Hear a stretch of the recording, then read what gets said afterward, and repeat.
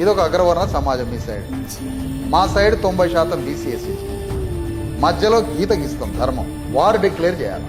నా యుద్ధానికి ఒక ఫిలాసఫీ ఉంది, నా యుద్ధానికి ఒక తత్వశాస్త్రం ఉంది, నా యుద్ధానికి ఒక ధర్మం ఉంది, మార్గం ఉంది.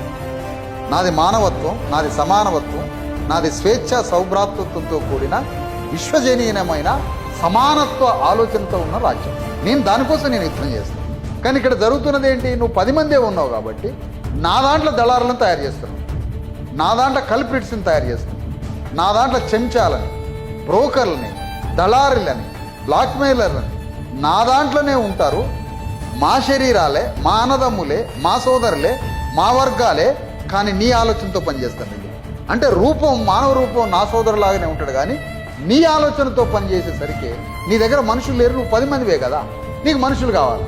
కాబట్టి మమ్మల్ని కొల్లగొట్టి మమ్మల్ని దోపిడీ చేసి హింసించి మమ్మల్ని అంతం చేసి అవసరమైతే మా మరణం కోరడానికి, మాకు విషం పెట్టి చంపడానికి మా అన్నదమ్ముల మధ్యనే దళారులను తయారు చేస్తాం.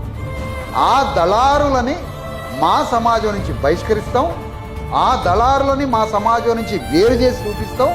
అగ్రవర్ణాల్లో ఉన్నటువంటి మనసున్న రెడ్లని, మనసున్న అగ్రవర్ణాలని మాతో కలుపుకుంటాం. అది ఒక సోషల్ ట్రాన్స్పోర్ట్.